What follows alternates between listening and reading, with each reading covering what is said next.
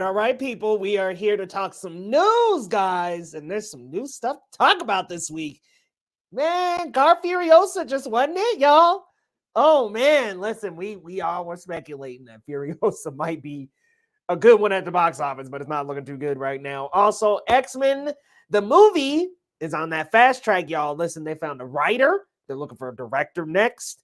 And the writer, a little bit of a mixed bag here with that choice. And then we've got so much more to talk about tonight, y'all. But man, what's going on, Loretto? Man, it's a good Sunday, ain't it, man? How are you? How you feeling this Sunday? What up? What up? Always a pleasure, my friend. Man, my first day off in like 6 days. I've been doing double shifts left and right. So it was nice to sleep in today. But, you know, other than that, I also had some chores to take care of, but feels good to relax. And now I get to chop shop with my good friend.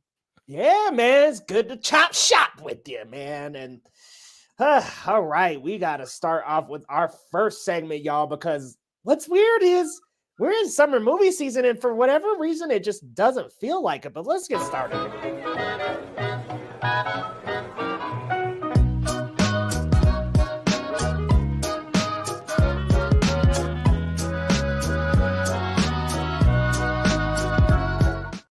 Y'all, let's talk some 3 most anticipated summer movies. Let us know, y'all's down in the comments what's going on. Perp, G. Colby, Daniel Cassiano, what's going on now? What up? And Laser, what's up, man? Let us know, guys, your top 3 summer box office movies. I have no order for mine. And I guess I'm going to skip the obvious with Deadpool and Wolverine. But man, I am so hyped with Maxine. I cannot wait for Maxine. I mean, gosh, what a loaded cast. Not to mention, I have loved both Pearl and X. Honestly, I go back and forth. It's like maybe some days I'm more of a Pearl, some days I'm more of an X. But I love the other 2 films, and I just feel like this is going to round out maybe my favorite modern horror trilogy. If this one is like a 3 out of 3, sorry, the Halloween didn't do it. So this very well might be it for me, man. I mean, but you've got Mia Goth coming back, of course. You've got Giancarlo joining this time, Lily Collins, Kevin Bacon in some sort of role. And I'm just looking forward to the next chapter in this story. Looks like I think we're bouncing a little bit ahead in time. So, man, I'm looking forward to that one, bro. Give us one of your 3 most anticipated movies of the summer. Yeah, man. I tried to avoid the obvious too. I mean, Deadpool and Wolverine is going to be fantastic, but that's Right. not on my list. I wanted to highlight some other films. So I'm glad we're on the same page there. I also am excited for Maxine, but for me, this is me just having faith in a filmmaker that I've admired for a long time. And not only a filmmaker that I've admired for a long time, but a kind of a comeback of sorts for this actor who's starring in it. So shouts out to M. Night Shyamalan's Trap, starring Josh Hartnett. Mm. Um, I'm very intrigued. I think this is a really fun premise. It's kind of silly and ridiculous, but that's also very much a Shyamalan thing. And I'm just curious what he's going to do with this. Because I think, for me, I'm hooked. Like, I think this is a fun idea, what we have going on with Josh Hartnett's character and being at this concert and then the trap for whoever the butcher is, if it's him or whatever. And there's like, I don't know. People keep saying there's going to be a twist. But as far as I'm concerned, if you guys have seen the trailer, maybe more or less, Okay. it's just gonna stick, play it straight, right? But Yeah. regardless, I'm excited. I'm a big M. Night fan, and Josh Hartnett was big back in the late '90s, early 2000s. He was in Halloween H2O, The Yeah, man. Faculty, What happened with 40 Days him? and 40 Nights. That's what I'm saying. Like, he was like a heartthrob. He was a star back then, and Yeah, what then the heck happened?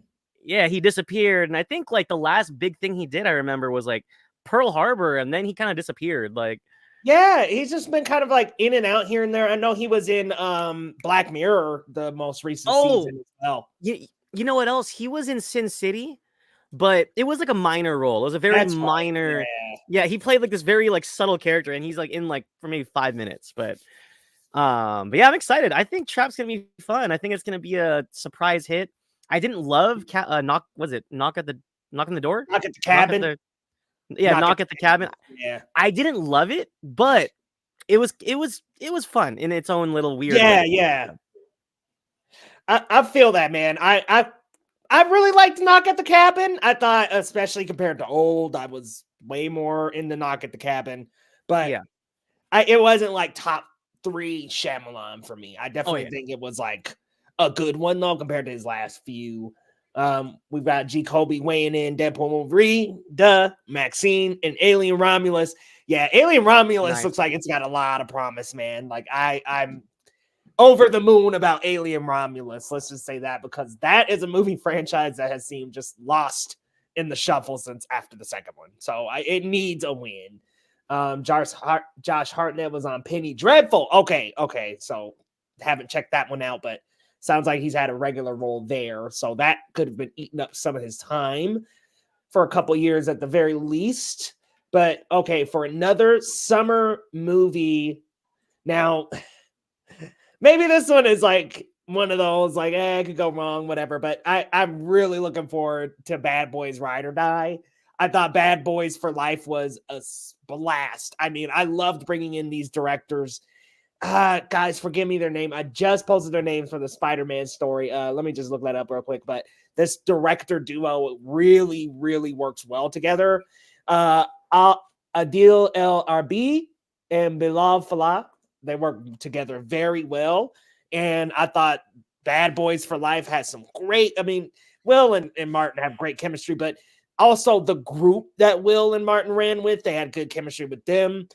Vanessa Hudgens being a part of that group was unexpectedly very good. I just thought the action in the third one was so good. And I'm hearing this I heard this from a few people, and I don't know if this is legit or not, but I'm hearing it's like the best in the franchise, and I'm like, all right, are we just saying that to get some pull quotes, y'all? Are we being real here? But I'm hearing really good things about it, and honestly, this is one of those legacy franchises that I think could have like maybe one, maybe two more, and can still hold up.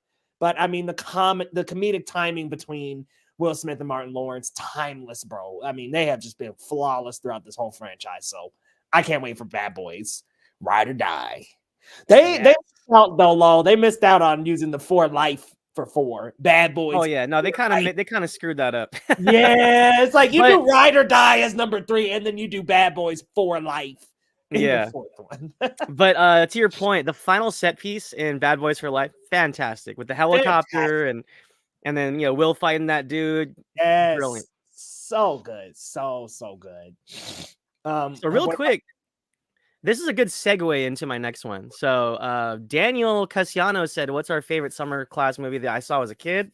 And look, 1996 was a year. So Independence Day, like the line was around the block. These are old school theaters. I'm a little bit older than I look, guys, but this is a theater where the line would go outside. You'd have to stand in line to get your ticket. There was no app. There was no Fandango. We had to stand in line and wait to get into this damn theater, and it went around the block for Independence Day. So there was Independence Day, and that same summer, there was also a little film called Twister.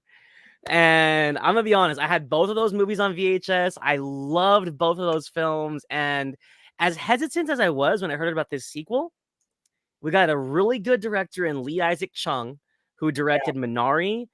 He directed a couple episodes of The Mandalorian. He's also doing The Skeleton Crew coming up. I really like Lee Isaac Chung. I trust him. And then we also got a really young, exciting cast. Of course, Glenn Powell is kind of the it guy right now. We got Daisy Edgar-Jones and Anthony Ramos and Brandon Perea, respectively. I'm excited. I think the trailer has a good vibe to it.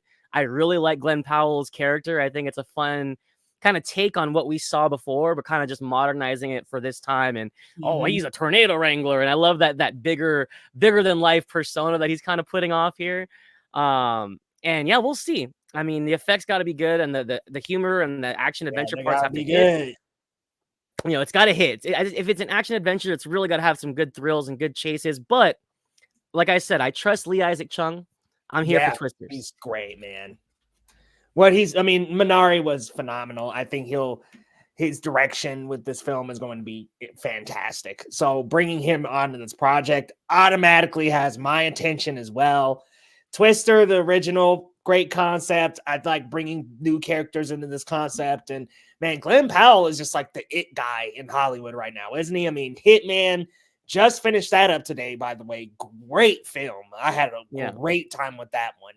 A lot more sexual than I thought it would be, but I had a great time with that one. Very, very good time. And then, he was with Sydney Sweeney, Anyone But You. What else has he? I feel like he's just been everywhere. Well, when Maverick was big, everyone was like, "Whoa, who's this guy?" And it was Glenn Powell, Hangman on the map, man. I mean, this man been around since Spy Kids 3, as Jacoby points out so kindly. What's funny? He's in a Blink and You Miss It, Dark Knight Rises. He's in it for like a few scenes. Or Bane's holding him by his fucking tie or some shit.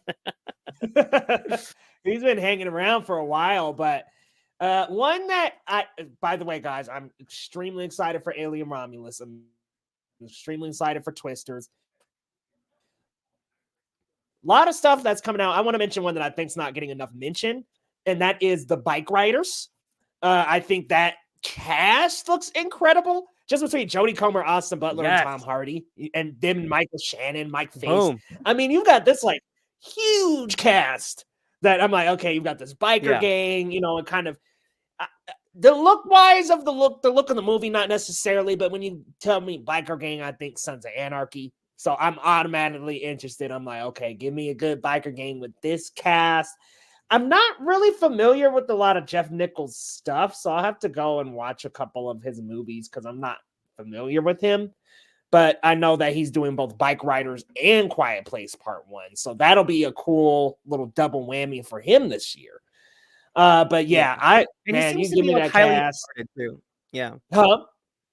No, it seems to be like he's a highly regarded filmmaker as well. So Yeah, and this when did this drop? Was it Yeah, it was actually here, premiered here at Telluride Film Festival in Colorado, and that was last August, and it just kind of has been jumping around due to strikes and stuff. But it's finally going to see the light of day, and it's got good reviews. So I'm looking forward to that. Bike Riders, man, that looks good. What's your third cool. one? So real quick, it might be.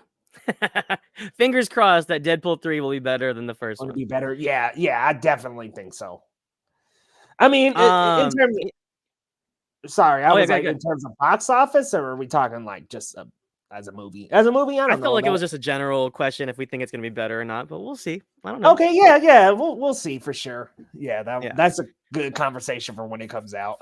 yeah. But close off my three, you actually like briefly mentioned it honorably, but I was gonna pick Alien Romulus. This Yeah, is I a think that was you. franchise. You know, this is a franchise that I feel like there's a lot of fans, there's a lot of like expectations here, and I think, you know, some people loved Prometheus, some people hated it, some people liked Alien Covenant, some people hated it. So we're kind of all over the place, but I kind of feel like this is the kind of picture, like just from the trailer, I think we're coming back to where we need to be, and I really, Yeah, really like that it's Fede Alvarez doing this, director of 2013's Evil Dead, director of Don't Breathe. I like his yeah, style. man, the style's I like great. his sense of getting under your skin and creating suspense and keeping you on the edge of your seat. Like that's what I want to see. And not to mention, I really like the cast for this. Kaylee Spaney is killing it. She's an up and coming rising star who I think of the future is really bright for her. And we also have young Isabella Merced. She's come a long way since Dora, but she's really starting to come around with She's some killing it, pictures. man. Yeah, some projects. We're starting to see her face a lot more, and I think the two of them, they've got a lot of potential to shine in the future. And this is a great movie to kick it off for them. So Yeah, man, this is gonna be a good one. I think, especially taking the Alien franchise back to some of its roots, I think will be good for it. Hopefully it's the Alien franchise's. yes, bring us back. Get the fans back. I think you're on mute, brother.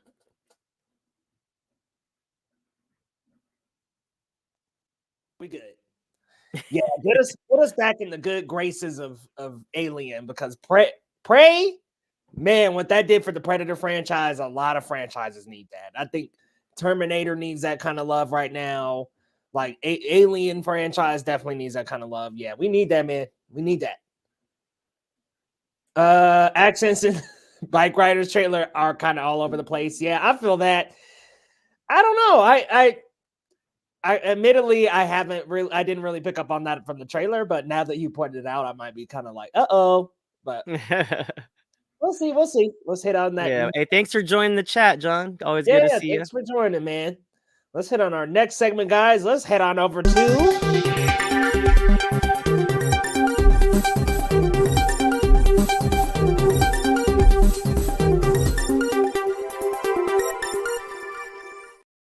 for the roundup. Lo, take it away. All right. While my headphone falls out of my head, let's check that box office pulse, y'all. Let me break this down for you guys because this is a really interesting weekend. So I'm really excited to talk about this. But Furiosa, a Mad Max saga, has debuted at number one despite a lower than expected 25.5 mil domestic haul. Chomping at Furiosa's heels is the Garfield movie with 24.8 mil. So like just under 25, and they're both kind of like, if I'm being honest, they're both kind of eating at each other's profits here. If was last week's number one, if drops to number three with a solid 16.1 mil. Kingdom of the Planet of the Apes is hanging around. They pulled in 13.4 mil, not too bad. And then the Fall Guy rounds out the top five. But so I'm not saying box office is quite back, but it is nice to see 13 mil, 16 mil, 24 mil, 25 mil across the board. However, with If and the Garfield movie, those are obviously two family-centric movies that are totaling, give or take, close to 50 mil. And then we got Kingdom of the Planet of the Apes and Furiosa also fighting each other for attention. So it's like, I feel like they're all cannibalizing each other. The two family films are kind of just eating at each other's box office, and Kingdom of the Planet of the Apes and Furiosa, I feel like, are fighting for the same audience, and no one's really winning here. it's still kind of, the numbers are still down, but this is a really interesting thing. I didn't think the Garfield movie was gonna do that well. So I think the Garfield movie kind of threw everybody for a loop, taking that 24 mil, because that 24 mil could have easily gone back to If, or gone a little bit more to Furiosa, depending on the families. So this is really interesting, man. But what's your take on this weekend? I feel like for Memorial Day, it's a little bit of a downer, right? Well, this is actually the worst Memorial Day performance in 30 years, is what they were saying. Yeah, it's something like the worst in 30 years. So yeah, this is bad, man. I mean, we're coming back week to week now with this, like, oh, this did bad at the box office, this did bad. Now here we go with another one. Another one that Another did one. bad at the box office. Yeah, for real. Another one. Oh, DJ Khaled up in here. But yeah, man. It sucks to see, but I mean, listen, man. This is such a niche crowd of movies here. Like, there's we all talk about superhero fatigue and all this stuff, but it's like, all right, well, here's some non-superhero, here's a stack of non-superhero movies, and none of them are really doing that well. Yeah. So we all want to talk about, well, Marvel's slipping. I'm like, well, Marvel's making money. Yeah. And even if we talk outside of the MCU, look at Spider-Verse. So honestly, man, it's another tale of the box office underperforming. In your opinion, why would you think this one would underperform? Because it seemed like it had some going for it with how big of a cult following Mad Max got after it debuted. But what do you think it is, man? I mean, I think it's a little bit of, like you said, this style of film, especially a George Miller action picture, it's definitely an acquired taste, whether or not you saw or loved or whatever, however you felt about Fury Road. I think for people that have no idea who the hell Furiosa is, which I feel like a lot of general people do, because Fury Road came out almost 10 years ago, and for some people, they didn't even watch Fury Road. So if you have no idea who Furiosa is, you're probably looking at this poster like, oh, is that Thor? I can't tell. His nose looks funny. Is that Anya Taylor-Joy? I don't know. And it's like, for casual audience members, I don't know if this was something that would pull them in, right? And I think, to speak to your superhero speak, what's interesting about superhero films is that the really good ones, the really solid ones, one of the reasons why they make so much money is that families can go to these. Like, parents will bring their kids to see a superhero film because the kids like it, the adults like it. It's a win-win.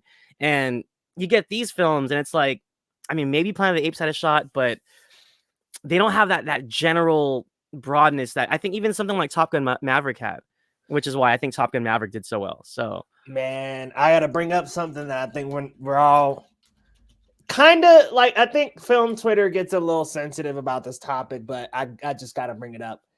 Runtime. Yeah. I think that's killing a lot of these. I know Top Gun Maverick was over 2 hours and it made near $1 billion. I get it. But like, that was one movie out of tons of them that year. And the same with Barbenheimer. A couple of movies out of a sea and ocean of movies that came out. We got these rarities that are happening, and it'll probably happen with Deadpool and Wolverine this year. That'll make money. But these movies that are straddling 2.5, 220, 245, dude, general audiences, they're done. They're cooked. You tell them it's going to be near 3 hours, and it's not Avengers, it's not Lord of the Rings, it's not Star Wars. They're not going to show up. They're going to wait until they can pause it on their couch and get up and come back to it later. So I understand that us on film Twitter and us cinephiles, we're okay with 245. We're okay with 250. The general audience, unless it's an event or big movie, isn't always down for that. Right. Always. Right. Asterisks. Because, like, yeah, Avatar, there are great performers that are long running times, but do you think Furiosa could have been chopped down about 2 hours? I mean, I'm just being honest. I'm gonna be honest, as somebody that I was struggling at my screening because I was really tired and it was really late. No, hey, I gotta rewatch it. I might rewatch it later tonight because I dozed off a little, man. I actually left because I didn't know what was going on, so I just left. Because I saw fell asleep. Man, no, hey, so the first 20, 30, almost like 45 minutes, I was there. I was in it. I was in it, and then all of a sudden, I closed my eyes and I woke up, and I was like, "Oh shit, Anya Taylor-Joy's here!" Like I just He said, wait, Furiosa done changed. I didn't see it. no, because I mean, not to spoil or anything, but we spent a lot of time with young Furiosa. We So, do. and yeah, I kind of dozed off, and when I woke up, I was like, "Oh shit, I missed the time jump."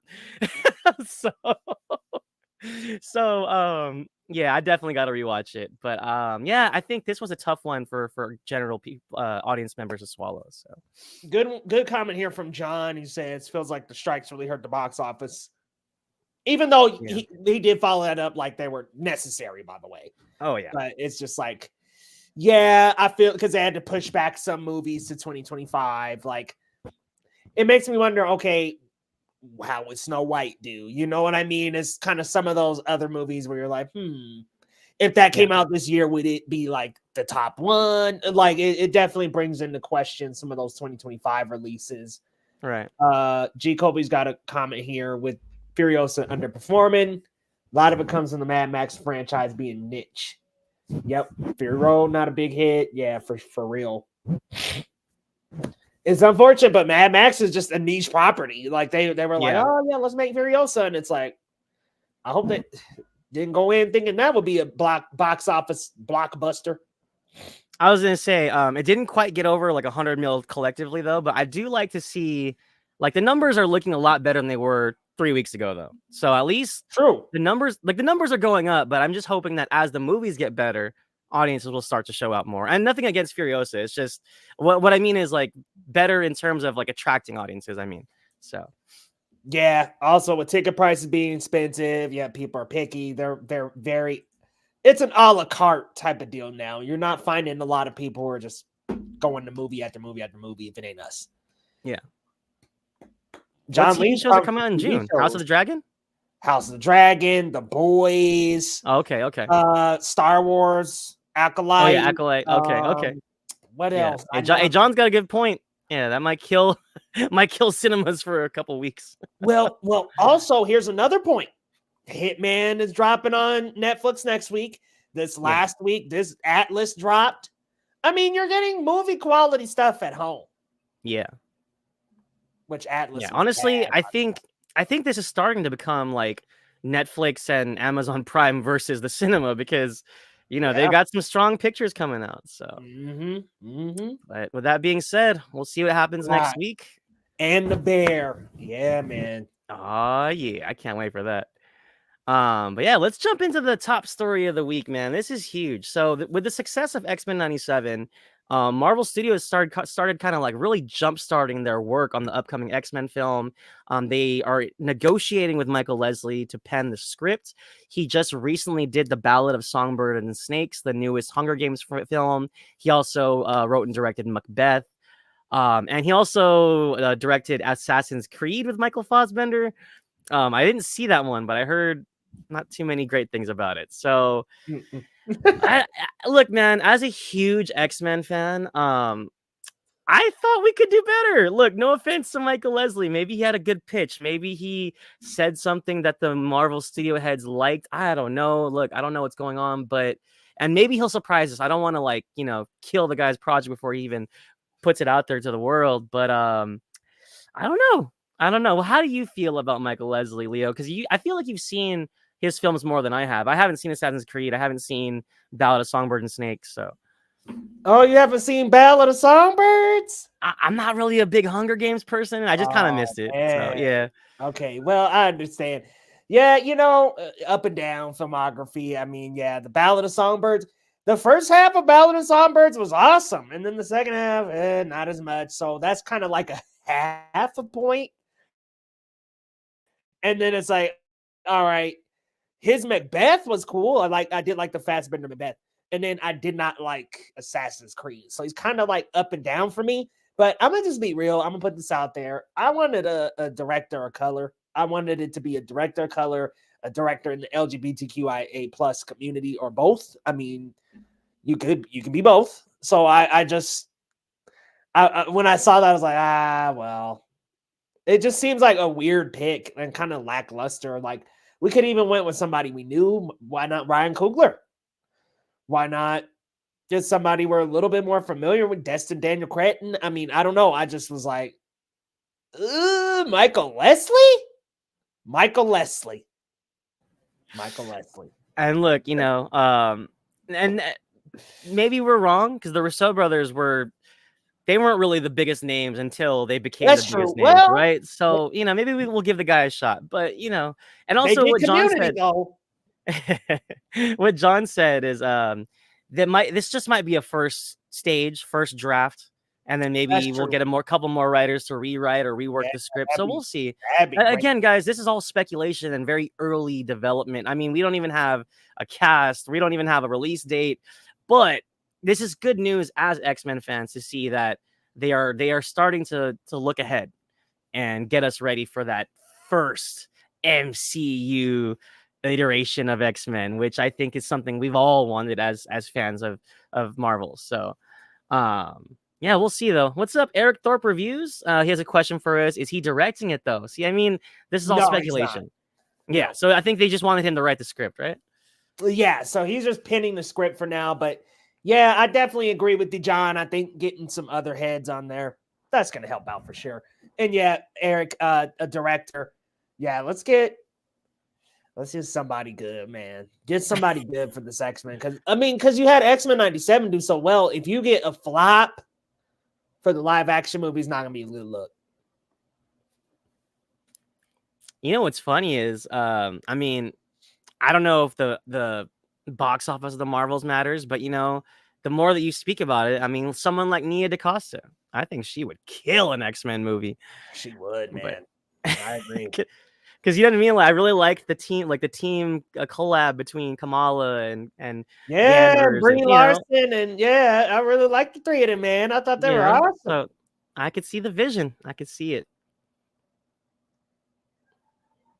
I will admit, man, we're just back in that X-Men era, so we gotta have a great lineup of people working on this. I was gonna say, I think the way this is starting to ramp up with all the anticipation, like this has gotta be a hit. Like MCU, you cannot fuck this up. Like this cannot be another Eternals or something. We need this to work. And I'm an Eternals fan. I'm an Eternals defender, but it didn't hit with some people. So, oh man, I loved it. I loved Eternals. Yeah, shit, we share that. Darn you, people who don't like it. All right, y'all. So, this was huge news for me, man. Beetlejuice released its first official trailer, and it was cool because, even though I kind of fell asleep in the middle of Furiosa, I got to see the trailer in theaters before Furiosa started. Oh, and man, it got me hyped. It was cool to just hear it in the cinema and hear Michael Keaton's "The juice is loose." I was like, yes, yes. So I'm here for it, man. Tim Burton, original director, is back. Winona Ryder, of course. Michael Keaton, the original stars of the first Beetlejuice from 1988. Jenna Ortega joins the cast, as well as Monica Bellucci and Willem Dafoe. I can't wait, man. How hyped were you when you saw this trailer? Oh man, I'm over the moon, bro. Like, honestly, it's crazy. Like, Keaton looks the same as Beetlejuice. I'm like, what the fuck? Like, somehow he just looks like a slightly older Beetlejuice, and he looks awesome. Winona Ryder, bringing her back. I'm glad to have her back, man. And throwing in Jenna Ortega, I think you get the horror it girl right now, and you throw her in there. They're kind of like goth. Like, you get Burton's like big collaborator right now in there with Jenna Ortega, and I just think you got a match made in heaven, bro. And this is one of those like rare times where it's like that Legacy sequel looks awesome. Like, there's always that little tinge of like nervousness with these Legacy sequels, but with this one, it just looks like a load of fun. It looks like it's going to be great, quick, fun, a good time, man. I can't wait. And I feel like with the set pieces and like the makeup, I feel like he's definitely going back to a more practical base. Yeah, the practical effects look awesome, man. Yeah, and I think my only concern was there was a brief section where they were getting chased by the worm and the worm. Yeah, in the Netherworld desert, and that looked a little bit wonky. I think John mentioned it here. He said some of the effects didn't look that great to him, but I'm just hoping that maybe they'll fix that in post and they'll clean it up a little. There was a section too where I think Beetlejuice did like a eyeball popping out thing, kind of reminded me of like The Mask a little bit. But overall, I thought the trailer was fun, and I can't wait. I'm a big fan of the original film, so yeah, this will be great, or at least I hope it will. Fingers Yeah, crossed. man, it looks good. The color palettes, that those greens and those deep blues, man. I'm feeling it, bro. I can't wait. And G. Colby wants to remind us with legacy sequels, for every Top Gun Ain't that Maverick, the truth? there's a Dumb and Dumber 2 or a Zoolander 2 or a freaking Ain't there's a yeah, man. There's always one of those like bad ones. Remember before Prey, the Predator we got? oh, the Like, 2018. yeah, which I think it's a little too much hate, but it Yeah, ain't I mean, it wasn't all bad, but it ain't yeah, Prey. yeah, it wasn't great. It wasn't great. But yeah, as a Tim Burton fan, as a Beetlejuice fan, I'm excited. So we'll see. It's coming out in September. Ooh, Eric Thorpe a little mixed on that X-Men. Just living for whatever OG X-Men actors come back in July. Man, apparently word around the internet is that there's not a lot of them. So be careful, because I just been seeing lately there's not going to be a lot, which is disappointing, but bring them back, man. I need James Marsden, Halle Berry. Bring them back. I was going to say, that's an interesting take, but I feel like, with the OG X-Men getting older, I think this generation deserves a new team for batch sure of X-Men. And when I say bring them back, I mean as like one final.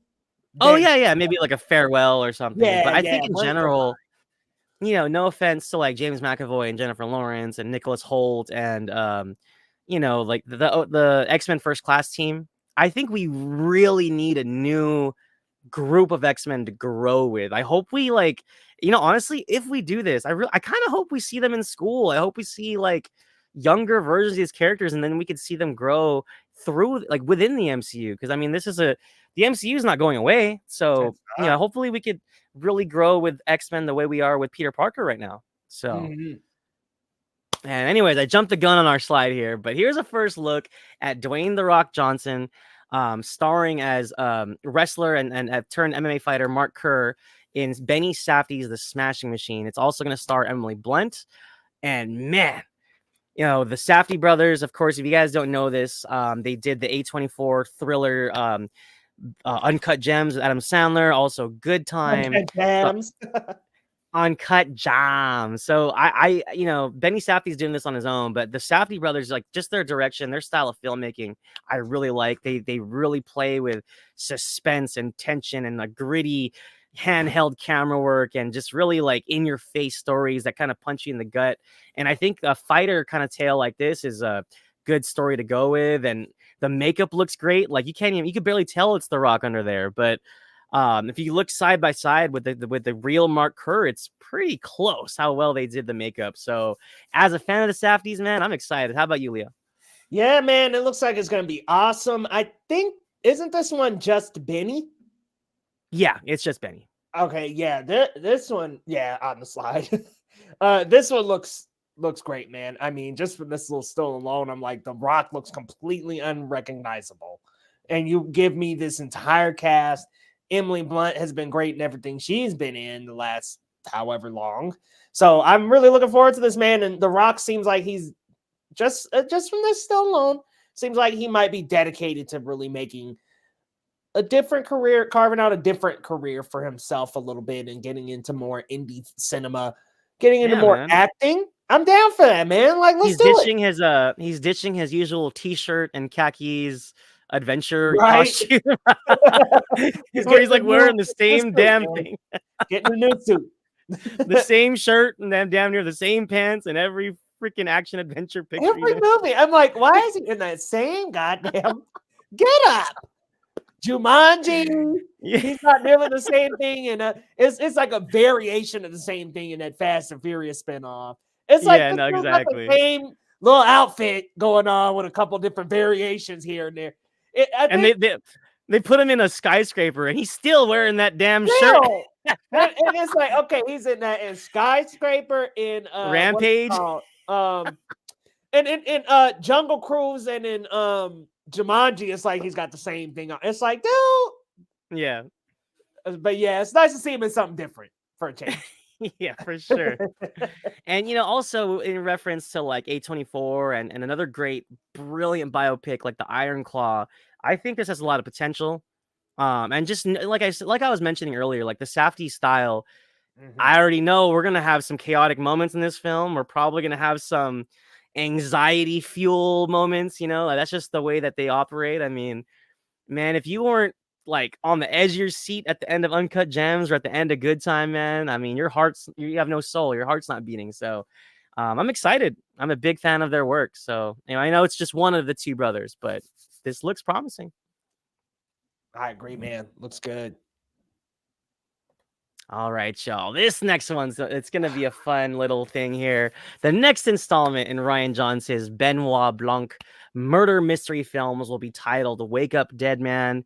And just for reference, guys, if you're not familiar, Ryan Johnson's first film was Knives Out, had an all-star cast. Daniel Craig as Benoit Blanc. He was like a Sherlock Holmes detective. We had Lakeith Steinfeld, Jamie Lee Curtis, Michael Shannon, Ana de Armas. Just an excellent class. Chris Evans, an excellent cast. And then the follow-up was Glass Onion with Edward Norton, Janelle Monáe, Dave Bautista, Jessica Henwick. I mean, the one thing I love about these films is, I mean, they're fun murder mysteries, but he always just nails the cast. Yes, and he the does, cast. bro. The cast is just Yes, he fantastic, and they play off each other so well, and they bicker and they argue and they're pointing fingers, and I cannot wait to see the next like big cast he's gonna put together for this. And I also just love Daniel Craig's character. How about you, man? Are you a fan of this series? Oh yeah, I mean, I love these movies. They're just a blast, a total fun murder mystery, top to bottom. Daniel Craig always does a splendid job, man, and they just always have such a big ensemble cast. Like, I'm thinking of names I want on this next one, man. I'm looking at you, Dev Patel. I'm looking at you, Anya Taylor-Joy. I'm looking at you, Kate Blanchett. Like, I'm like, dude, I'm already ready for just like a smashing cast. A lot of people tossed around Elizabeth Olsen. Like, I'm looking forward to this next cast, man. Yes. Because they always have an amazing cast, dude. Always. Hey, and you know what I like too? It's always diverse. So, can I get some Edibiri in here? Yeah, man. Dude, throw Io up in there. Heck, throw both of the cats up in there. So this is exciting. Like I can't wait. And Ryan Johnson, I think, whether or not you love The Last Jedi, I think Ryan Johnson is a really good filmmaker. I mean, he got Looper. Yeah, I like his style. He's a really good writer, and he writes like fun tales, So yes, I agree, man. I think The Last Jedi, he got messed over and all that. Like, I don't think that ain't on Ryan. Plus, I love The Last Jedi, so I was gonna say I love The Last Jedi. I'm definitely not on that other side. So yeah, that's a them problem. Oh, this is cool. I mean, Pedro's in everything, but yeah, why not? Oh my god. I mean, why not? Why not? I was to say that'd be kind of fun, like how you could bring together some like characters from like the same universe I never met. Like, let's get some Adam Driver and Pedro Pascal in the same scene together. Let's get Daisy Ridley in this cast. Like, that'd be so funny. It's like it'd be like the Star Wars cast, not in Star Wars, like John Boyega, Daisy Ridley, Oscar Isaac. Like, yeah, that'd be fun.